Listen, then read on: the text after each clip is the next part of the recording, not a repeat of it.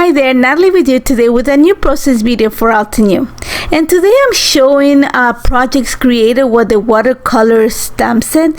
And this stamp set is very simple, but I think that there's a lot that you can do. You can practice some techniques and just bring that more pizzazz, or bring that beautiful watercolor effect onto your pages. So I'm just going through the pamphlet just because it's always a source of inspiration. It gives you ideas of how to create some of the clusters and also color combinations. So I've already used this stamp set on my album actually for the release, and I created pattern paper for one of my projects in my little family album. So again, I'm going to create another project for my family album, but this time I want to practice a technique using the flowers. I think if I can create a more of a watercolor effect, it's going to make them even stand out even more. So for this, I am using inks from the Red Cosmos mini cube stamp set, as well as the Tea Party mini cube stamp set, and they have tones of pink and coral, which is what I want to use for this layout.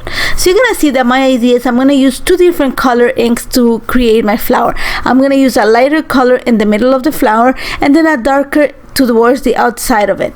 And my idea is I'm going to spritz it with water so that the ink kind of dilutes a bit and gives me more of a watercolor effect. So this is my first attempt, but I think my mistake was spritzing the water way too close, so it just created a big splatter and I added too much water. So now that I know what it actually I'm gonna need, I'm gonna go ahead and create my flowers.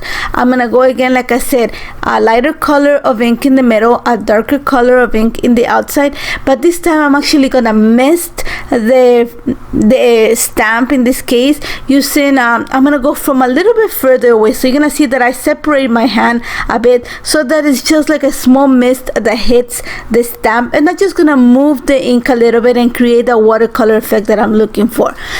Again, the key here is to use the two colors of ink, because it just creates that soft watercolor look that you have when you're using watercolor. And the second is to actually spritz them with water, but from a distance, so you just get a mist on the stamp, not too close, because then you're gonna splatter the ink and it's gonna just dilute the ink, and the ink is gonna go into the grooves of the stamp and you're gonna lose the definition of it. So you're gonna say that I continue stamping. This stamp set comes with two big roses, actually one big rose, a medium one, and two little buds. So I'm going to continue creating quite a few of the full-blown roses, I'm going to call them. I'm going to use the same idea to create the medium ones, and you're going to see right now in this one that I actually spread too much water. So what I'm doing is I'm just drying the water that's in the grooves of the stamp, so that there's the definition of the brush stroke and I can get the definition of the petals. And again, I'm going to continue working on this until I'm going to say around 6 of each. Once I have that, I'm actually going to go and use create some of the buds. Now the buds on this stamp set actually come separate. You can get the little flower bud and then the little leaves, or the little, I don't know how you call it, but the little piece that holds the bud together. I'm going to stamp them together. I'm actually going to fussy cut them. And again, I'm going to continue working with the same technique. Now the only thing is to stamp the buds. I'm going to go with a darker color. I want something just because it's closer. I want to create that definition of like it's really tight, so it's going to be a darker color, and I'm going to try to get the darker color at the bottom of the bud and the lighter color towards the top of the bud. And again, I'm going to just use the two inks. I'm going to spritz it from a distance just to move the ink a little bit, and then I'm going to go ahead and stamp it. Now like I said, the only difference here is that I'm going to use the little leaves that hold the bud together. I'm actually going to stamp them together. So that means that I'm gonna have to fussy cut it because there's no die that has the bud and the leaves together. So you're gonna see right now, when it comes to stamping leaves, I went with a different, not just the not the leaves, but just the little the ones that hold the buds together, because they're so small, and if I spritz the water, just even if I put it from a distance, it's just so little that it's gonna move the ink completely. So my choice is I'm actually gonna take a piece of I think I'm using a napkin, one of the dinner napkins, so there's no hair or fibers, and I'm just gonna spritz it with water. I'm gonna make it really wet, so I'm gonna get the ink and actually add it to my stamp, and then I'm gonna lightly go and kind of touch it onto the paper towel that I'm using, or a napkin in this case, so that the inks moves a little bit, and then I'm gonna go ahead and stamp. once that's done, like I said, I went out of the camera and used my die set to cut all the leaves and the flowers, but I had to fussy cut the buds just because they're one single image now. And now I'm set with my flowers. Now it's gonna come about building the layout. So what I'm gonna use this time is I'm gonna use the layer snowflake star cover die. I'm gonna use the first set, the A, and that's gonna create just little stars.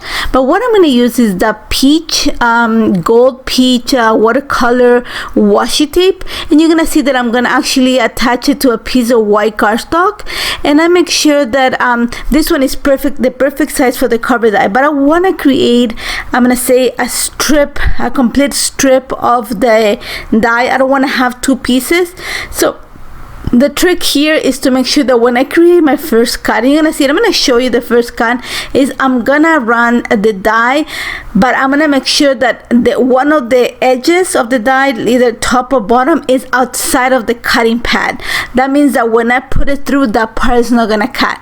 And then once I done the first cut, I'm gonna come back, realign my die in this case, and run it again and again, making sure that I only cut one big strip. And it's super simple actually. It takes a little bit of practice just because you're gonna line it up, and that's great to create, especially if you have a very linear die, because the groups stay there and there's it's easier to follow.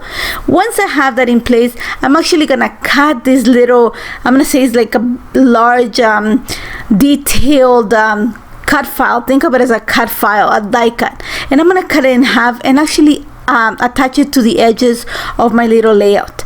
I'm just gonna glue it all together, and then the picture that I'm using actually is one of me on my computer work. On my computer I'm working actually, and I've been blessed to be able to work from home, but it's also created some challenges because I had to learn a lot of things that I never thought I was gonna need, like Illustrator and Photoshop. I had to teach myself, so it's always like, you know, it's a challenge. It's great to work from home, but it does get challenging sometimes. So I just took a picture of me on the computer. That's pretty much me at night working away. So I'm just gonna go ahead and just like I said, I'm just use the flowers that I created as embellishments, as my focal point, and I'm just gonna create 3 clusters, one on the bottom right corner of my layout.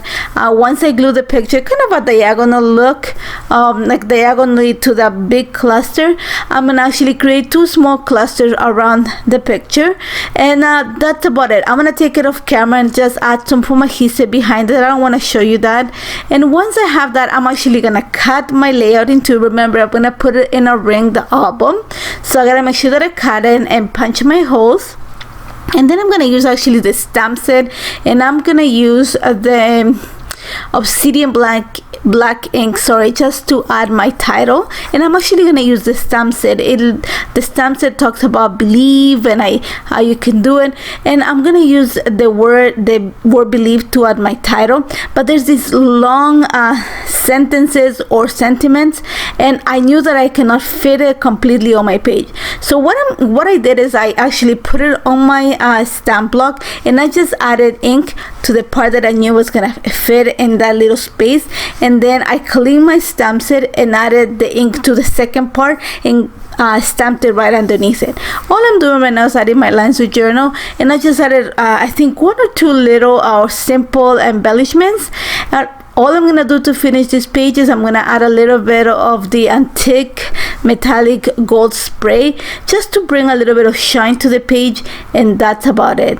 I love how this turned out. It was very simple. I think having that look, that two-tone look on the flowers, and have the ink kind of I'm gonna say kind of runny, just as watercolor, just brings it makes the flowers stand out. And I hope you try it. As always, if you have any questions, don't hesitate to contact me.